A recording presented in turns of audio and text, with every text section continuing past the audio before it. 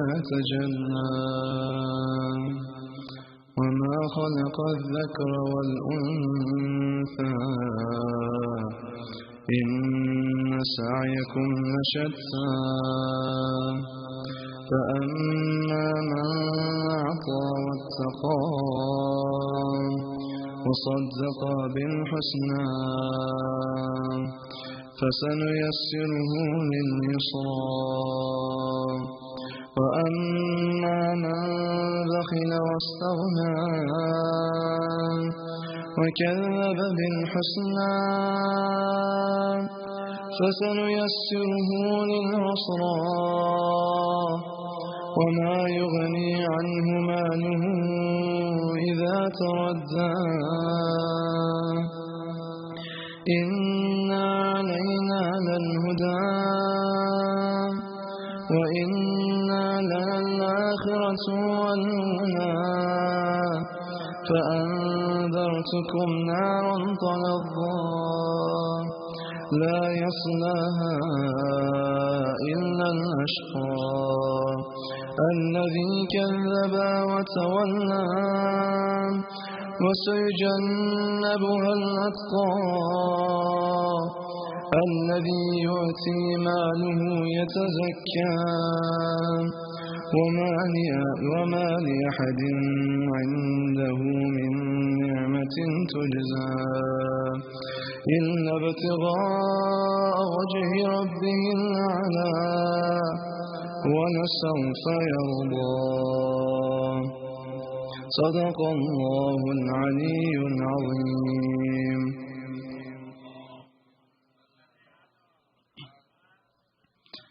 Bismillah ar-Rahman ar-Rahim. In the name of Allah, the Beneficent, the Merciful. I swear by the night when it draws a veil, and the day when it shines in brightness, and the creating of the male and the female. Your striving is most surely directed to various ends. Then as for him who gives away and guards against evil, and accepts the best, we will facilitate for him the easy end. And as for him who is stingy and considers himself free from need of Allah, and rejects the best, we will facilitate for him the difficult end. And his wealth will not avail him when he perishes. Surely ours is to show the way, and most surely ours is the hereafter and the former. Therefore I warn you of the fire that flames. None shall enter it but the most of unhappy, who gives the lie to the truth and turns his back. And away from it shall be kept the one who guards most against evil, who gives away his wealth purifying himself, and no one has with him any boon for which he should be rewarded, except the seeking of the pleasure of his Lord, the Most High, and he shall soon be well pleased. Sadaqallahu al-Aliyyul Azim. Salawat ala Muhammad wa ala Muhammad.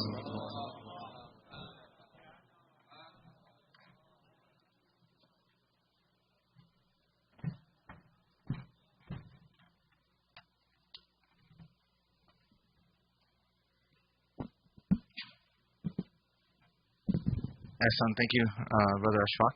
Please help me invite up our speaker for tonight. Alhamdulillah, we're very blessed to have Sheikh Ehsan Ahmadi with us once again. Please help me invite him out with your loudest of salawats.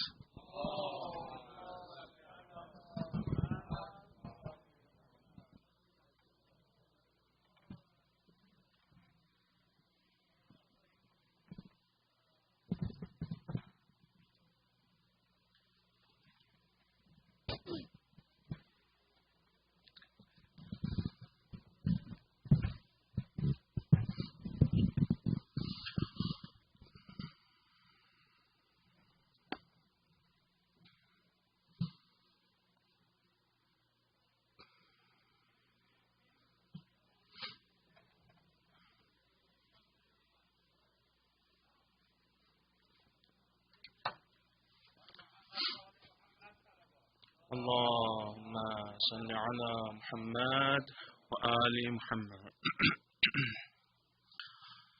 أعوذ بالله من الشيطان الرجيم. بسم الله الرحمن الرحيم. وصلى الله على سيدنا ونبينا وحبيب قلوبنا أبي القاسم المصطفى محمد. اللهم صل على محمد وآل محمد وعلى آله الطيبين الطاهرين ولعنة الله على أعدائهم أجمعين من الآن إلى قيام يوم الدين ولا حول ولا قوة إلا بالله العلي العظيم وأما بعد فقد قال الله الحكيم في محكم كتابه أعوذ بالله من الشيطان الرجيم بسم الله الرحمن الرحيم لقد كان لكم في رسول الله أسوة حسنة لمن كان يرجو الله واليوم الآخر وذكر الله كثيرا. There is certainly a good exemplar for you in the Apostle of Allah for those who look forward to Allah and the last day and remember Allah much. Bismillah ar-Rahman ar-Rahim. Assalamu alayka ya wali Allah. Assalamu alayka ya hujjat Allah wa khalisatah.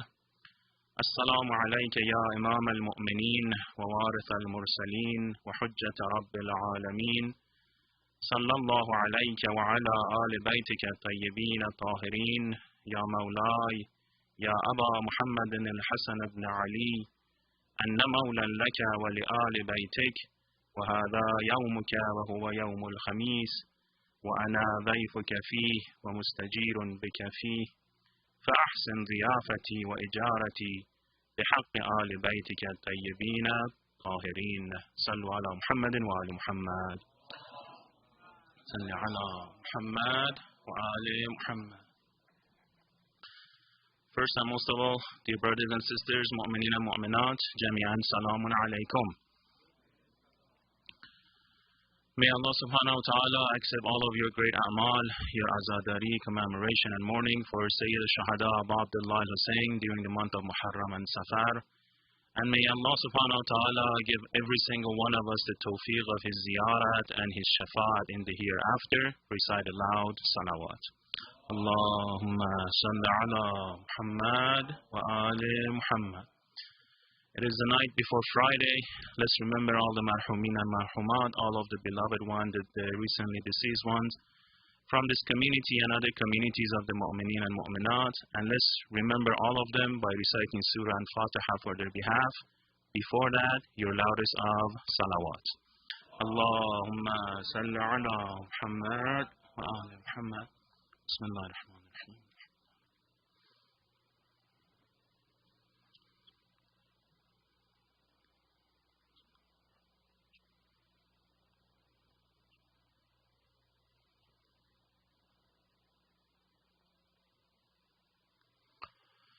Azamallahu ujurana wa ujurakum.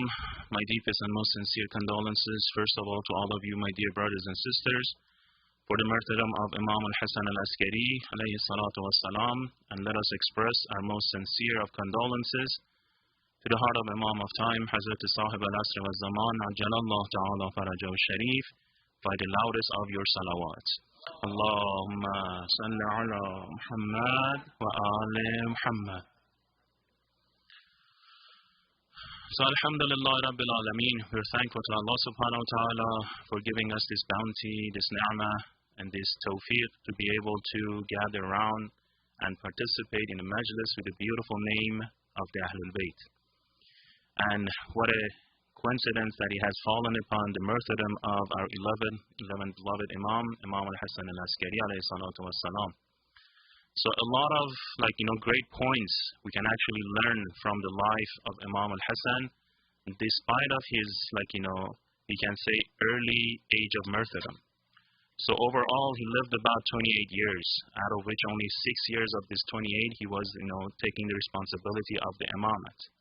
So when we think about it, within such a small short span of a lifetime, still Imam Hasan Askari was able to do so much that the more we understand about the circumstances and the conditions of the Imam, the more we realize how much of the high task and responsibility and risk he had to go through to make sure the teachings of Islam, true Islam, and the teachings of the school of the Ahlul Bayt continues to convey to the next generations. So as we are sitting here after Alhamdulillah 2 months of commemoration for Abu Abdullah al-Hussein, perhaps the ending point for all of those will be the Shahadat of our 11th Imam, the one who set the ground ready for the minor and the major occultation, number one. At the same time, again, when you look at the circumstances, he was able to successfully manage this conveying of the message to the next generations, despite of the heavy pressure that was on the Imam and was on the community of the Shi'ayan or the followers.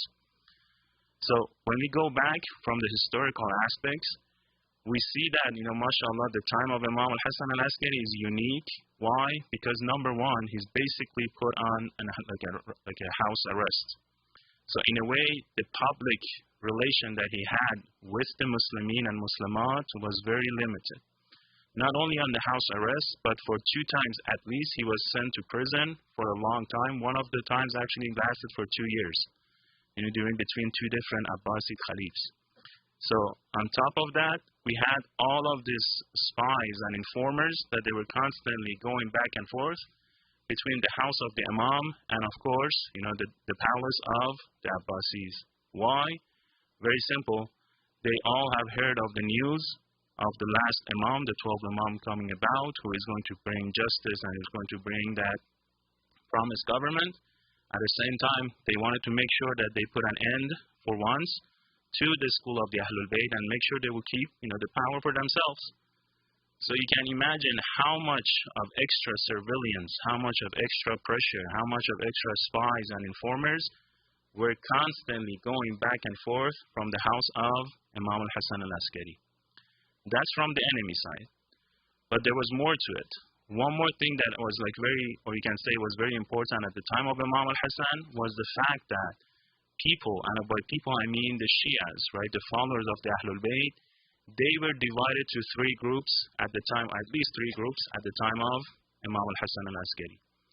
A group of them at the time of Imam al-Hadi, they started to believe that the next Imam will be the older brother of Imam al-Hasan, whose name is Sayyid Muhammad. Those who have gone to Samra, they know. Before you reach the Samra, if you're going from Baghdad, there is this shrine for a person named Sayyid Muhammad, which is known for his piety and is known for his karamat. So to a point that even today we have both the Shias and the Sunnis, that they go there, they offer ziyarat, and they ask for their hawaij. And if you ask from the locals, they're going to actually confirm this, that every time they get to a fight, that breaking point from the fight, that last word comes about when they do a qasam on the name of Sayyid Muhammad. So he's known for his karamat. At the time that he was alive, he was known for his piety and for his generosity as well. So a group of Shi'ayan, the followers of the Ahlul Bayt, they start to assume that the next Imam is going to be Sayyid Muhammad. Although he passed away even at the time of Imam al-Hadi, but still we have this group of Shias, which they call them, that they made the wuquf. They stopped on, Imam al-Hadi alayhi salatu wassalam. The second group are the ones who actually, they are few in terms of the number, but they made the most amount of problems for Imam Hasan Askari. Who are they? They're the one who followed Imam Hasan's other brother, Ja'far al-Kadhab, the Ja'far, the liar one. So as you all know, he claimed to be the Imam as well, and he had some followers. And because they were backed and supported by the Abbasi Khalifs, basically they had the money to go around, do propaganda as much as they want, do preaching as much as they want, and they were able to do a lot of criticism on Imam's teachings and words. Beside that, the remaining of the Shi'ayan, the remaining of the followers, when it came to how they interacted with Imam Hasan Askari, still there were so many doubts involved. Why? You can say it was like a hectic situation because a lot of misinformation was being spread around. At the same time, the followers, they would start to make doubt in the imamat of Imam Hasan Askari. And of course, the main point is that they did not have this direct connection with the Imam. On the previous Imam, a lot of times people would go to the Imam, they would ask questions, they would ask for the signs of Imamat, they would ask for a karamat, for example. But at the time of Imam Hasan Askari, this direct connection with the Imam was completely blocked, right? And I will get into it. For example, a lot of Shi'ayan, a lot of companions, they had to actually wait on the path that they would take Imam Hasan Askari to Darul Khilafah, meaning to the court of law, right? They had to wait on this path, so as the soldiers of the Abbasis Khalif, they would come after Imam Hasan and would take him to Darul Khilafah, they would be able to find a couple of minutes on the way to ask their questions from Imam Hasan Askari. And even on this rhythm, and it's interesting, it's a rhythm, it's not only one time. It shows that, constantly they were asking and summoning Imam Hasan Askari to Dar al-Khilafah. Even on this path, a lot of times Imam Hasan tells and writes this letter to the Shi'ayan and the followers and tells them, do not make contact with me as I'm passing through this path. Do not make eye contact with me. Do not even nod at me, right? It is telling them that how much of the severeness, or the pressure was at that time, that Imam would, prevent all of the companions from, accessing or talking to the Imam directly. So when that direct link becomes broken, what happens? The doubts, the questions, all of the shak starts to happen.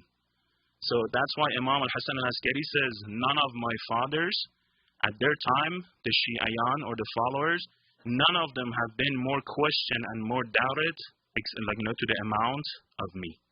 Why? Because when we look at the questions that was raised, we see that a lot of times, and this is coming from the Shi'ayan, this is not coming from the ones who do not believe in the topic of the Layat, that the very same followers of the Imam, they would question, the wording of the Imam. Sometimes they would say, the knowledge that the Imam is spreading is not matching the knowledge of the previous Imams. Sometimes they would make a criticism about the eloquency of the Imam, and they would say, okay, the words of the Imam, his letters, in his messages, has these problems. Sometimes they would make a criticism about the rulings of the Imam. They would say, okay, how is this possible, for example, when we have such and such in the past, right? And sometimes they would actually make criticism about the messengers of the Imam. When you don't want to accept something, right? When we don't want to accept something, we constantly come up with different excuses. Sometimes it's about the person who's giving us the guidance. Sometimes it's about the messenger. Sometimes it's about the message. Sometimes it's about the content of the message. So they were constantly raising this different criticism about Imam Hasan Askari, despite of, the circumstances that they were in.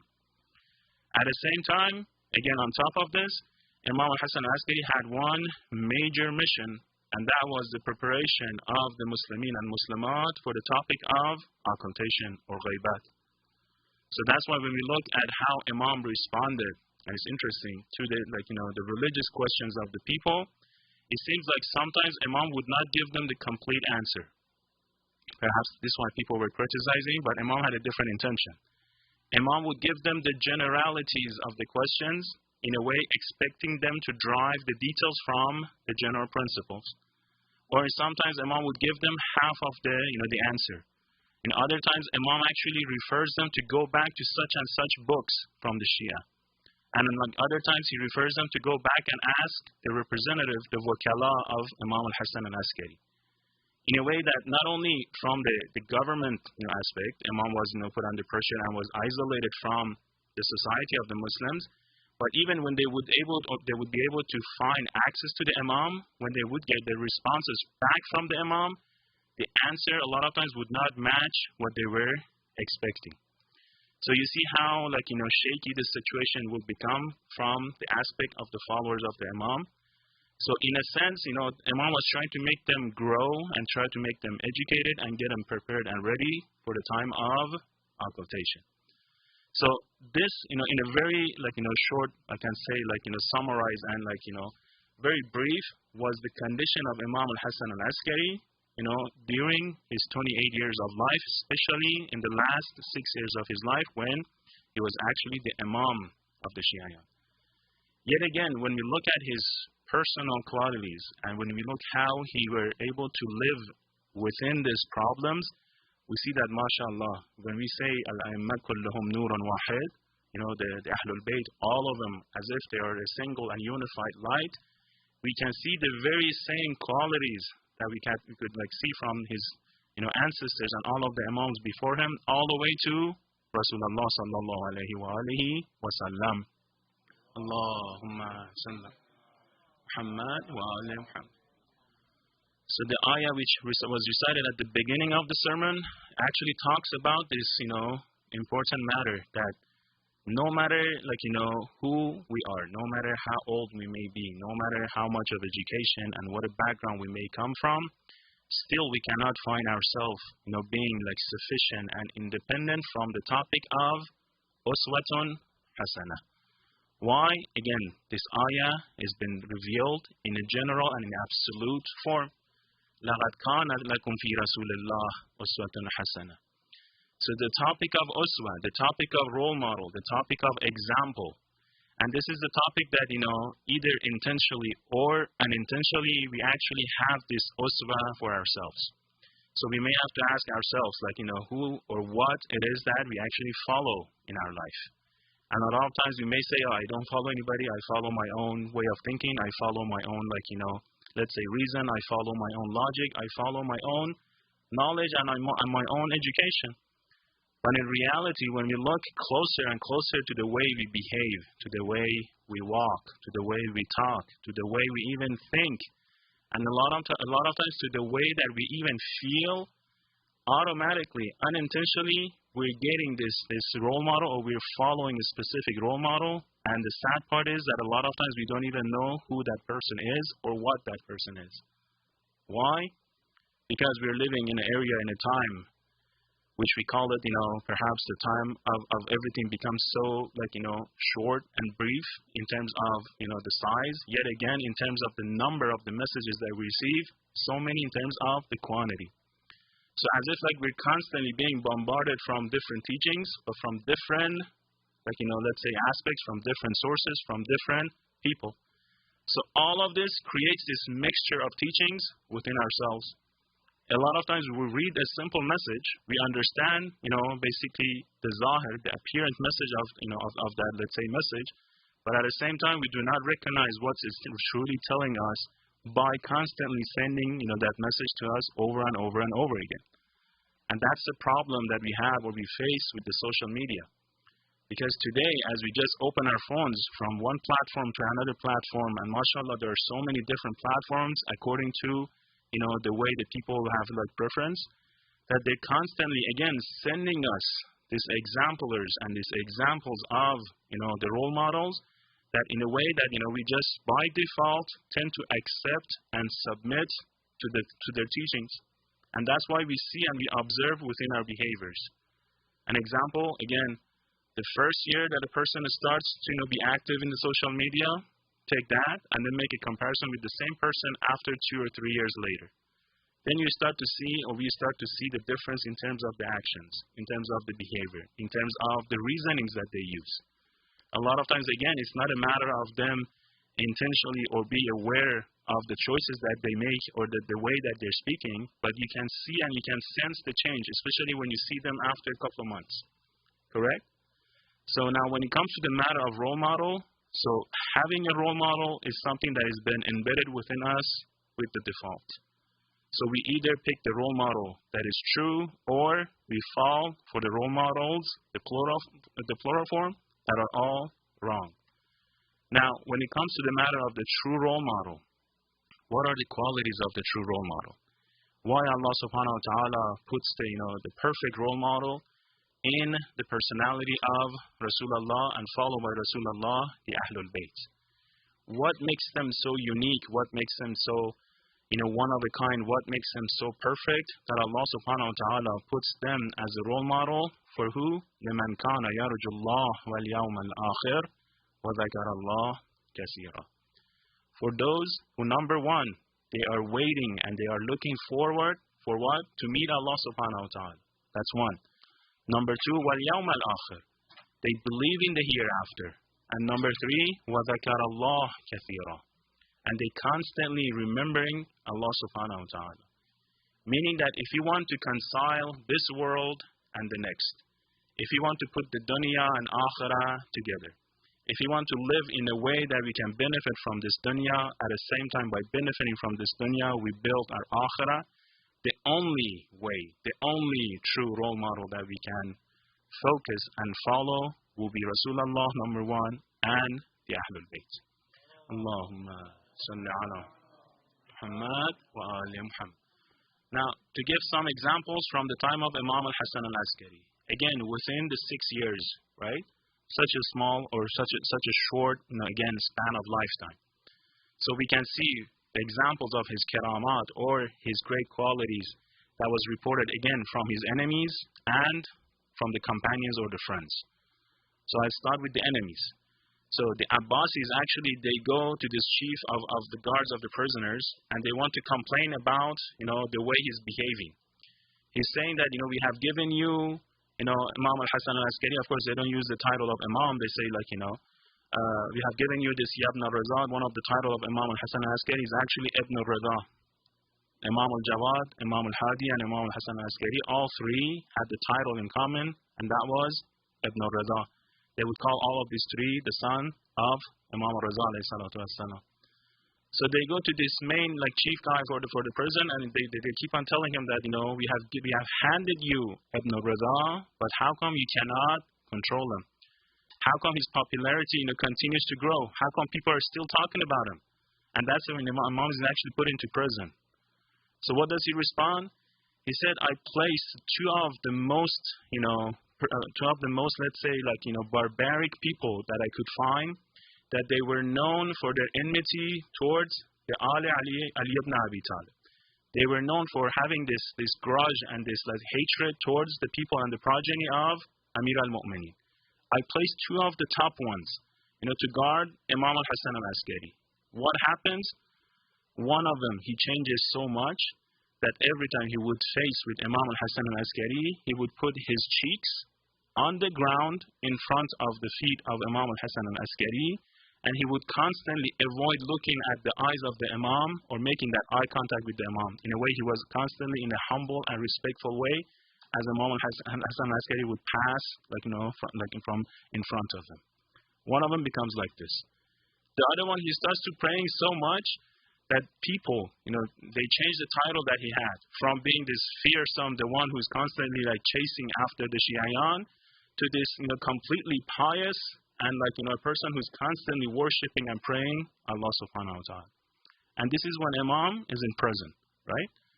So the very same guy, very same chief of the guards, he says, what do you want me to do with such a person?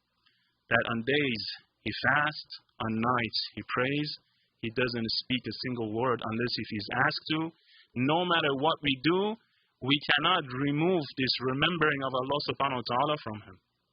No matter what we do, we cannot make him stop remembering Allah subhanahu wa ta'ala. لمن كان يرجو الله واليوم الآخر وذكر الله كثيرا. No matter what we do, ذكر الله كثيرا. This is an example from the enemies. Now, example even from the non-Muslims. Because Imam Hasan Askari, again, Samara was not one of the major capitals of Islam of that time. It was actually basically an army base. And that's why I say, they put Imam Hasan on the house arrest. Because it was one of the newer army base, in the city of Samara. So you can see that most of the people who were there, they were either new to Islam, and of course not the true version of Islam, and most of them were of the military, staff. So it wasn't that you would see so many scholars, for example, there, right? So now they take Imam Hasan Askari at the time of Imam al-Hadi, they take him there. And of course, another thing that happens during the Abbasis time is the rise of power within, the Turkish, and that's what happens. The Osmani comes, to the power after the Abbasis, right? So in a way, the Abbasis become the superficial of the power. Now we have all of this, Turkish, soldiers and commanders who are running the show on the background. And again, they are new to the matter, to the teachings of Islam. They haven't had that much interactions with the Ahlul Bayt, nor with Rasulullah, nor with the true teachings of the Ahlul Bayt. But within 6 years, Imam Hasan Askari is able to change all of those. Again, one more example, and this one is a Christian person. So one day they send this letter to Imam Hasan Askari, and the governor of the city is asking for Imam Hasan Askari to go and meet with this Christian guy who's asking for your dua for his two sons. A Christian guy has asked the Khalif to send a letter to Imam to go to visit him to do du'as for two of his sons. Imam Hasan Askari first makes a dua right there when he reads the letter. He says, Alhamdulillah, I'm thankful to Allah subhanahu wa ta'ala, who has placed a Christian man more aware of my status than the Muslims, right? So he makes a point there. He gets on his horse. He goes to the house of this Christian. When they arrive there, it's interesting that that Christian is actually a very famous person in that neighborhood. So he has all of this, other bishops and priests around him, and everybody's trying to do du'as for two of his sons. Both of them were sick. And of course, they all had these crosses, and they have these Injils and these Bibles in their hands, and everybody was doing whatever they could to make sure they would get some form of a shifa for his two sons. So the Ravi, the narrator, says when we got there, the minute that Christian man saw the Imam, he started running towards the horse of the Imam. He paid his respect, and he was holding an Injil in his hand. He was holding the New Testament in his hand. So as he looked at the Imam, first he said, his salam in a regular term, and he says, by Allah, not by Allah, but he says the God. By God, I did not want you to come all the way to here. You could have just done the dua from whenever, or wherever you received the letter. Then he makes an oath to the book of Injil. He says, by this book that I'm holding, and I make an oath by this book that you know this book better than anybody else. Look at the ma'rifah. You know the book better than anybody else. I was not going to ask the Khalif of the Muslims to ask you to come here, except if I had the hope that your prayer would be accepted in the presence of Allah subhanahu wa ta'ala. Why? Because I have read about your qualities in this book. So Imam comes down from the horse, right? He pays them the respect due, and he tells them right up front, he says, both of your sons, one of them will be cured, the other one will die in 3 days. The first one who's going to be cured, he's going to embrace Islam after 1 year.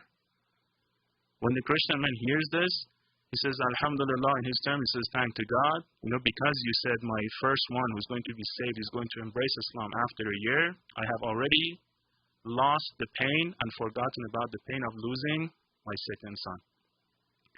So Imam Hasan Askari tells him, if it was not for the rumors of people, because no matter what Imam does, remember, complete surveillance, complete watching over Imam, every single word that Imam says, right? He says that if it was not for the words of the people going around and saying that, the Imams of the Shia said something and it did not come true, I would have asked Allah subhanahu wa ta'ala to protect and give complete shifa to both of your children. Now, the Christian, in the respect that he has for the Imam, he says, by Allah, I don't want anything except what you already have requested by Allah subhanahu wa ta'ala. So the Christians who are there, they're saying this conversation, right? So they start criticizing this Christian and says, how come you become so happy when your son wants to embrace Islam, after 1 year? Why don't you embrace Islam right now? It looks like, you have so much ma'rifah, it seems like you have so much knowledge, you have so much loyalty towards the Imam of the Shi'ayan, so why don't you embrace Islam? He turns around, he smiles at them, he says, I'm already a Muslim. They didn't know. I'm already a Muslim, and my master, he points at Imam Hasan Askari, he knows it already. Right? And that's what happens. They keep track of the saying of the Imam. 3 days later, the second son passes away. About a year later, his other son embraces Islam, and he becomes one of the true supporters of Imam Hasan Askari. So this is coming from a non-Muslim, right? I'll give you a second story if you recite a salawat again. Muhammad wa ali Muhammad. And this is about, how Imam actually expresses parts of his knowledge. So there's this famous, again, Christian doctor within the town where everybody goes to him, and he's an expert in taking the blood. They call fasting in Farsi. Is when they open a specific veins, they let some of the blood out, and they close the vein, make sure it's sealed up. They do it in a specific season of the year. It's part of the bearable medicine that they practice, correct? So all of a sudden, this is one famous Christian guy in the town. Imam Hasan Askari asks for him. He goes to the house of the Imam, and it's close to the noontime. Imam, welcomes him to the house, and he shows him a vein to cut open to get some blood. This doctor, he says that, the vein that Imam showed me, it was not a vein that I had seen before, and he's an expert. And he said it wasn't the vein that I would usually take a blood from. But because, I have heard about him, I've heard that he's the leader of the major group of people, I just went with whatever he told me. So I cut it open, some blood came out, I sealed it. Then I was about to leave, but Imam told me to stay.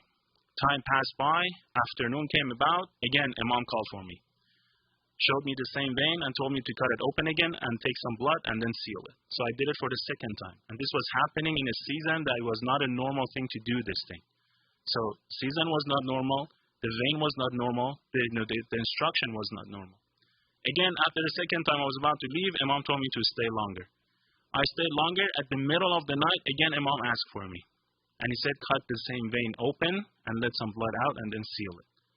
Then the doctor says on this third time, which was at the middle of the night, when I opened the same vein, I saw this form of blood coming out from the vein that it had a color as white as a salt from the vein of the Imam.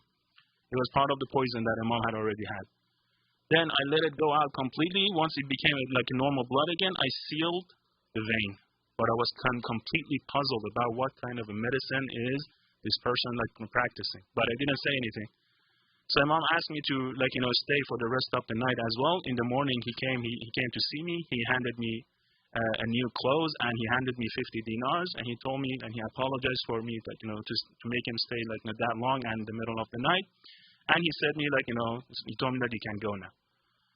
So I came out. I immediately went to my teacher, to my let's say superior doctor, physician, again another Christian, and I described the story to him. I told him that I went to this person and he told me this vein, cut it off 3 times in 3 different timing, not in the season. This blood came out in this color. Do you know? Have you heard of this this way of treatment?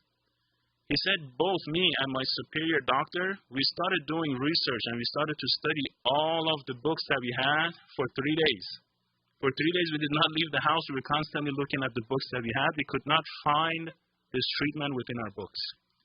So at the end of the 3 days, my teacher told me if there is one person who knows or who can teach us or can help us in this matter, is this monk who's living in the monastery named Aqul in, for example, in such and such city. If you want, I'll write a letter because he knows my name. You take a letter, you give it to his hands and ask him for the answer right there. So he writes a letter, he sends it with this guy, with the main guy who has taken the blood. He goes to that city, he knocks on the door. The monk looks down from the window and says, who is it? He says, this is me. I brought a letter from such and such person. So he doesn't even come down. He just sends a basket from the window down. He puts the letter inside. The basket goes up. Once he reads the letter, he comes out from the window again and he asks me, are you the same doctor who took the blood? No, he says that. I said yes. The minute I said yes, he comes down from his monastery and he comes out. First of all, he embraces me. I don't know what happened. He wasn't going to even see me, but now he embraces me. And he tells me, may Allah not may Allah, but he tells me that, may there be great tidings on the mother who has given you birth. So take me back to your city. I was shocked, but again, he's the master of the doctors, right? So we got on the right, we head back towards the city. By the time we reached the city, it was already past midnight. 2/3 of the night had already passed as we entered the city. So I asked him, where do you want to go? Do you want to go to my superior doctor, or you want to go, for example, to the man that I took the blood from? He said, you know the answer. Just take me to the man that you took the blood from. So we went to the house of Imam Hasan Askari, right? At the middle of the night, a little bit past middle of the night.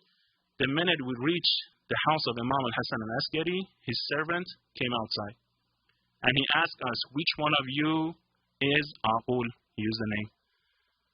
The monk said, that's me. Then the servant says, come inside with me. And I had to stand outside of the door. So I sat down for 1 hour, 2 hour, 3 hour. It was a sunrise. I kept on waiting and waiting and waiting until the sun had completely come up. Then I saw the door opened and I looked and I saw the very same monk that was walking towards me, but he has changed his clothes. He has changed all of his Christian clothes and all of Christian attires. And he was putting on this white shirt as a sign of a Muslim, and he was walking towards me with this greatest of a smile on his face. I looked at him and I said, what happened? You were going to give me an answer. Now I see you in a Muslim attire. What did you see? He turns around and he tells me, I saw Christ. Right? He refers to the name Christ. Then he fixes himself and says, maybe somebody like him. Why? Then he starts to explain. He says, the treatment that you described for me has never been practiced in the history of mankind except for one person, and that one person was Jesus Christ. When you describe this method of practicing, I got curious to know, and because I have already studied all of the signs of Jesus Christ, when I saw him, I knew that he was someone similar to Jesus Christ. And that's why I embraced Islam by his hands. So then what this happens, they take him to his superior doctor. He narrates the same story. And in a way, it creates this whole entire awakening within the Christian community. So the enemies, they become the most pious one. The Christians, they become the Muslims. What about the Shi'ayan? Now, a lot of stories from the Shi'ayans as well. In what terms? Different cases, different scenarios, different hajat. But again, Imam Hasan Askari, mashallah, is able to answer every single one of them. For example, there is this father and son, and they're the ones that, they're part of those, not Waqifiyya of the time of the Imam Musa al-Kazim, but the Waqifiyya at the time of Imam Hasan Askari. Meaning they did not believe in the imamat of Imam Hasan Askari. They just had heard about his generosity. So this father and son, they're talking to each other, and apparently there was this problems, they were facing difficulties in life. They were in a lot of financial crisis, so they wanted to seek some help. So the father tells the son, let's go to this person named, Hasan al-Askari. I have heard that he's a generous man. The son asks him, you only heard, have you ever seen him? Do you know him? Do you have any connection? The father says, no, I have never seen him, but, there are so many words about him, good words. He's known for his generosity. Let's go and let's meet with him. Maybe, who knows, maybe Allah subhanahu wa ta'ala gives us something through his hands. So as they're about to head towards Samira, the father, he thinks out loud. He said, I wish that this man would pay me 500 dinar, so I would spend 200 of that on my clothing and the clothing of the house, and 200 on, for example, wheat flour, and 100 for miscellaneous. This son, when he hears this specific number, he makes an intention, and the Ravi is the son, actually the narrator, and this is what Sheikh Mufid narrates from him. He says, well, if that's the case, I wish that maybe this person would give me 300 extra, 100 for my own clothing, 100 for me to buy a ride, and 100 for miscellaneous for expenses, so that I can make a trip to this region named Jabal. He makes the intention. They go to Samara. As they go to the house of Imam Hasan Askari, they knock on the door. The servant comes, he introduces the father and son to Imam Hasan Askari. The very first thing Imam asks them, how come it has taken you guys such a long time to come and see me? The father, he was shocked, so he makes an excuse. He says, I was ashamed to come and to see you at this stage, meaning when I'm in the financial crisis. Then Imam points to the servant. The servant brings out 2 bags as he's about to help them outside of the house of the Imam. He hands the first bag to the father. He says, here we go, it's 500 dinar in here, 200 for your clothes, 200 for your flowers, and 100 for miscellaneous. Then he goes and he hands out the second bag to the son. And he says, this is 300 for you, 100 for your, ride, 100 for your clothes, 100 for your expenses, and don't take the path towards the region of Jabal. Go towards the region of Sawar, another place. Every single detail. And this son actually listens to the teaching of the Imam. He changes his direction. He goes to the region of Sawar, and there he actually happens to find the love of his life. He marries this girl, very successful girl, and his life completely changes. He becomes one of the richest men of that region. But then again, at the end, Sheikh Mufid concludes that even after seeing all of this exact karamat from Imam Hasan Askari, he does not believe in his imamat.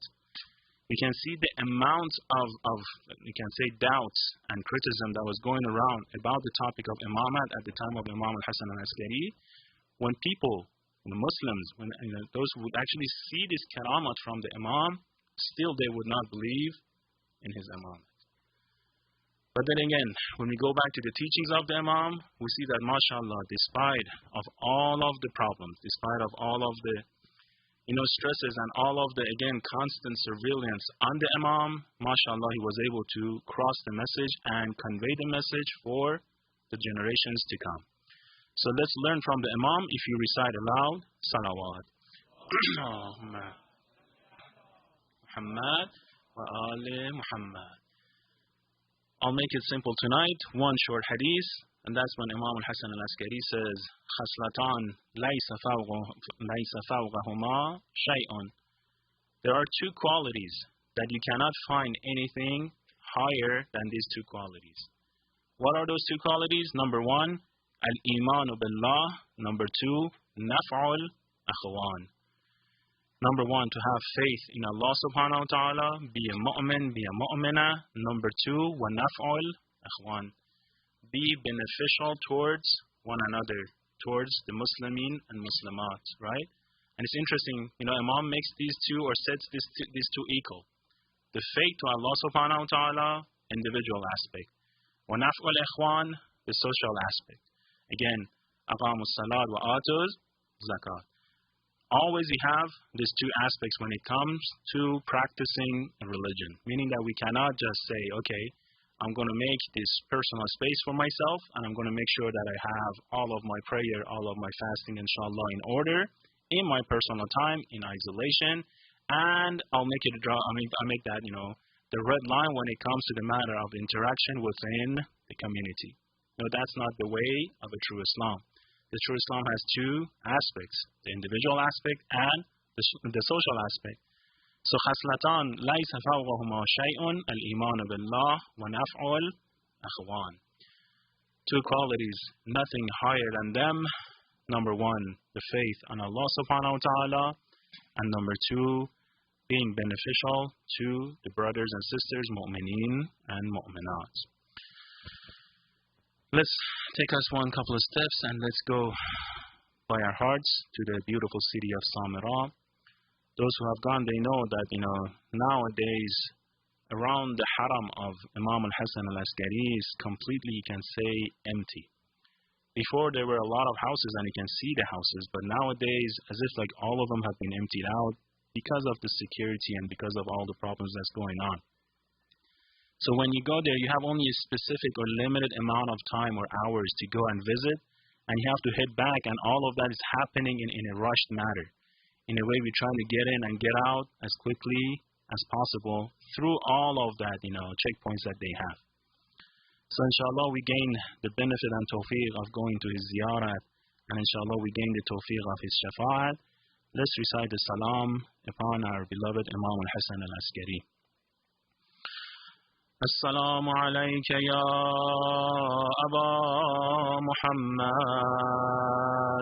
يا حسن بن علي أيها الزكي العسكري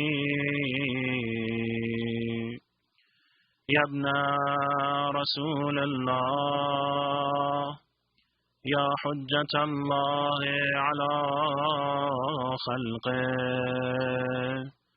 يا سيدنا ومولانا إنا توجهنا واستشفعنا وتوسلنا بك إلى الله وقدمناك بين يدي حاجاتنا يا وجيها عند الله اشفع لنا عند الله يا وجيها عند الله اشفع لنا عند الله. They say at the last minutes of Imam's beloved life, and this has been narrated by Abu Sahl al-Bakhti. He says, I went to Imam's house, I went to visit Imam. When I entered his house, Imam in the corner of his house, and his face was completely pained. I could sense the weakness in Imam's body, the way he, returned my salam, the way he looked at me, the way he welcomed me to the house. So I just sat next to him and I was just looking at the beautiful face of the Imam for some time, but I could not speak one single word. Then all of a sudden Imam raised his voice as much as he could and he asked for his servant. When the servant came in, Imam asked him to bring him a bowl of water, along with some mesqati that he has already placed in the water. The servant goes out, he comes back in, he brings this bowl of water, he puts it next to the Imam. This Abu Sahl al-Bakhti says, I was looking at the Imam trying to pick out this bowl of water, but as Imam reached out and he tried to pick up, a bowl of water half. Imagine if you want to pick up this cup of water right here. I saw Imam's hand shaking so much that this drops of water was dripping down from this bowl to the amount of the weakness that was gone through the body of the Imam. So Imam barely was able to lift the bowl of water closer to his beautiful lips. But as he was about to drink from the water, I could hear the sound of this bowl hitting the teeth of the Imams, and this knock sound that was coming from the bowl hitting the teeth of the Imam. And how hard Imam tried to drink from this water, he could not have some of the water. So he put the bowl down and he asked the servant one more time. He told him, go to the next room. You will find this little child, a 5-year-old child, who is praying there. Go and ask him and bring him to my room. The servant goes to the next room. He finds this 5-year-old and he's doing the sajda. And he says that your father is asking for you. That little child immediately shortens his prayer. He finishes up his prayer. He gets up and along with the servant, they come to the room of Imam Hasan Askari. So Abu Sahl al-Bakhti says, this was the first time that I could see the beautiful face of the son of Imam Hasan Askari. When he walked in the room, I was just 100% focused on his face. I could not remove my eyes from his beautiful face. This little kid, this little son, this little child, he walked in the room. He went towards his father, Imam Hasan Askari. He said his salam. Imam Hasan asked him, oh my son, would you help me with this water? Hazrat Sahib al-Zaman, he leaves up this bowl of water. He quenches the thirst of Imam al-Hasan. Then Imam al-Hasan asked him, if you can help me to do wudu, let me do one last prayer. So Imam al-Zaman, he takes some towel, he brings some water, he pours water over the hands of the Imam al-Hasan al-Askari, and Imam makes a wudu, and he helps him to face the Qibla, and Imam al-Hasan al-Askari does his last prayer. Once he finishes his last prayer, he looks around, he looks at his son one more time, and they embrace one another, they cry for some time, and as they're crying, the soul of Imam al-Hasan al-Askari leaves this world. So they say when the burial comes and Imam has to bury it, the Imam has to do Salatul Mayyat, the Imam has to do Ghusl and Kafan. But for Imam al-Hasan al-Askari, for the severe of the conditions, as the day came about, people were all gathering around. So again, the Ja'far al-Kazzab, he comes to do the Salatul Mayyat on the body of the Imam. So as he's about to say the Imam, they say all of a sudden the curtains went aside. And this little child that stepped in, he pulled this Abba of Ja'far aside and says, oh uncle, move away from the position that does not belong to you. They say Ja'far al-Kazzab could not say a single word, but he moved to the side. So this 5-year-old comes, he does the Salatul Mayyat on the Imam. He puts the body of the Imam in the grave. He opens the kafan and he places the face of Imam al-Hasan al-Askari on the soil, facing the Qibla. But la yawmka yawmika ya Aba Abdullah, ya Sayyid al-Shahada. I know one more son who had to go inside of the grave. That was Imam al-Sajjad. That was Zain al-Abidin. They said as Imam al-Sajjad went inside of the grave, when they handed the body of Abu Abdullah al-Hussein to him, when he landed the body of Imam al-Hussein in his grave, they say he leaned forward, but he never came back up. They looked, they say that Imam al-Sajjad is in a puzzle movement. He doesn't know what to do. He keeps on thinking, he keeps on pondering, and he keeps on crying. They ask him, oh Imam al-Sajjad, what happened?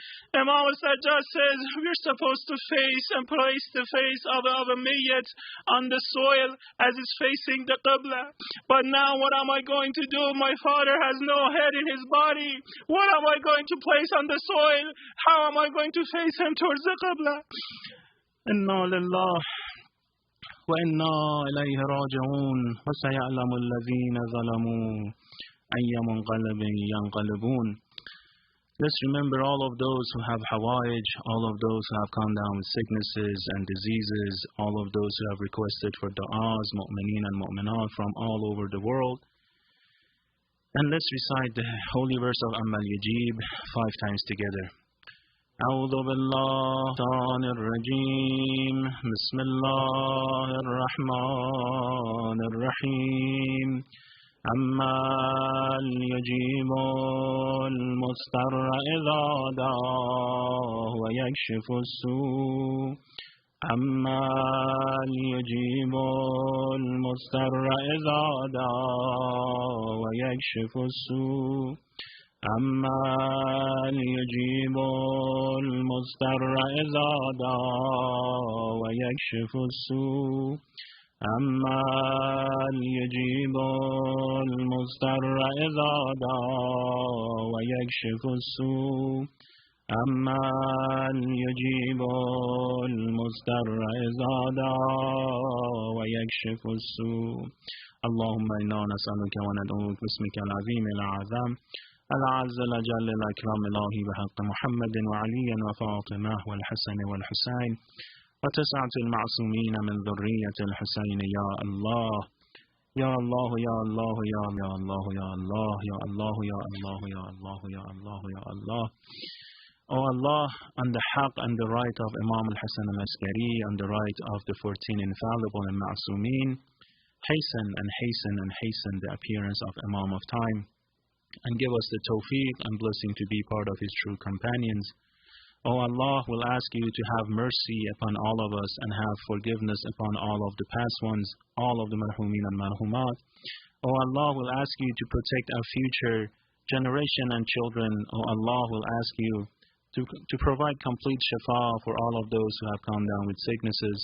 O Allah, O Allah, O Allah, on the right of the 14 infallible, accept this majalis from us and put our tawfiqat in the ziyarat of the Ahlul Bayt in this world and give us their shafa in the hereafter. O Allah, O Allah, O Allah, we'll ask you to put our life, the life of Muhammad wa Ali Muhammad, our end at the end of Muhammad wa Ali Muhammad. O Allah, O Allah, O Allah, we'll ask you to put our name among the Dars and Azadar of Abu Abdullah al-Hussein. O Allah, we'll ask you to put him as our Shafi' in the hereafter. O Allah, O Allah, O Allah, we'll ask you not to leave us with ourselves, even for the slightest of second. Let's remember again all the marhumin and marhumat by reciting Surah Fatiha. Before that, your loudest of salawat. Allahumma salli ala Muhammad wa ali Muhammad.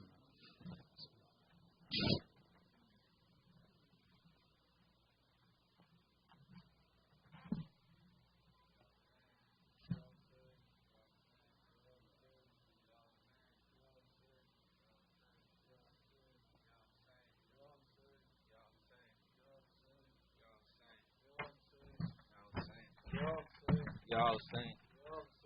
Ya Hussein. Everyone, Ya Hussein. Ya Hussein. Ya Hussein. Ya Hussein. Ya Hussein. Ya Hussein. Ya Hussein. Ya Hussein. Ya Hussein. Ya Hussein. From Karbala, Karbala, Karbala to Karbala, Karbala, Karbala. I left my heart in Karbala, in Karbala, in Karbala. From Karbala, Karbala, Karbala to Karbala, Karbala, Karbala.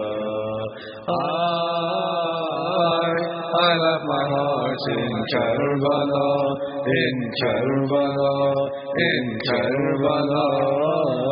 The luminous moon lighting the way, the rising sun that brightens the day. About you would be in flames. You're the heaven in Karbala, in Karbala, in Karbala.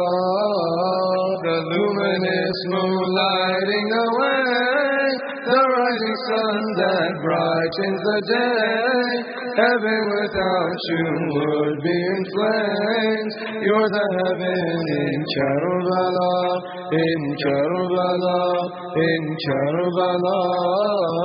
Your visitors offer you their hand. Enemies will never understand. How can the water lose to the sand? How can the thirst win in Karbala, in Karbala, in Karbala? Why? Heaven is open, Ya Hussein. Why? Angels descending, Ya Hussein. Why? They are residing in Karbala, in Karbala, in Karbala. From Karbala, Karbala, Karbala to Karbala, Karbala, Karbala. I left my heart in Karbala, in Karbala, in Karbala. The hand of God that nurtures the young, speaking for Allah, you are the tongue, separating his right from the wrong, elevated in Karbala, in Karbala, in Karbala. The ship that sails swiftly through the waves, and whoever your ship is safe, immune from the punishment of the grave. Whoever mourns you in Karbala, in Karbala, in Karbala. When will we meet again, Ya Hussein? When under your dome will I grieve again? From Najaf will I walk to Karbala, to Karbala, to Karbala. When will we meet again, Ya Hussein? When under your dome will I grieve again? From Najaf will I walk to Karbala, to Karbala, to Karbala.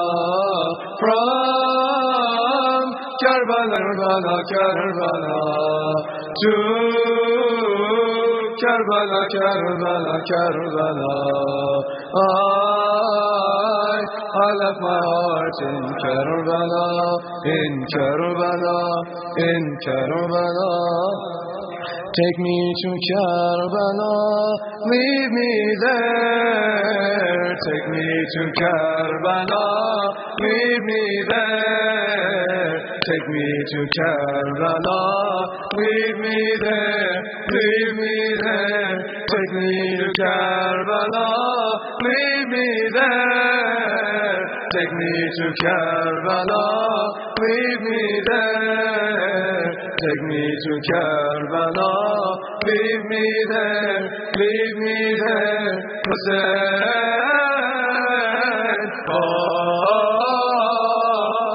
Hussein,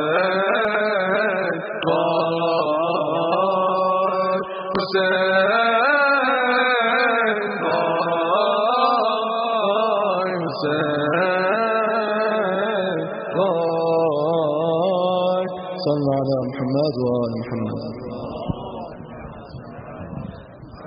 Assalamu alaikum, brothers. Before we read the salam, a quick request. Right after salam, we need a few volunteers to help take down all the black cloths from the walls, from this hall and the hallway, and also from some other halls. So please, if you guys can stick around for like this half an hour, we really appreciate your help, assistance on this. Jazakallah.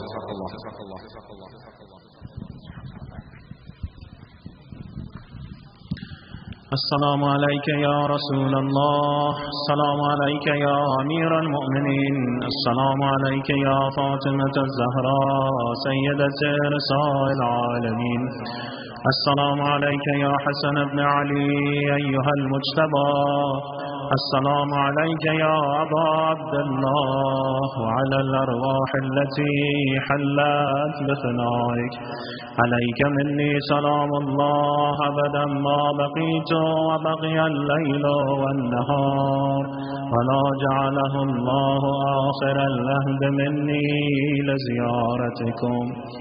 السلام على الحسين وعلى علي بن الحسين وعلى أولاد الحسين وعلى أصحاب الحسين. السلام عليك يا علي بن الحسين أيها الزين العابدين. السلام عليك يا محمد بن علي أيها الباقر. السلام عليك يا جعفر بن محمد.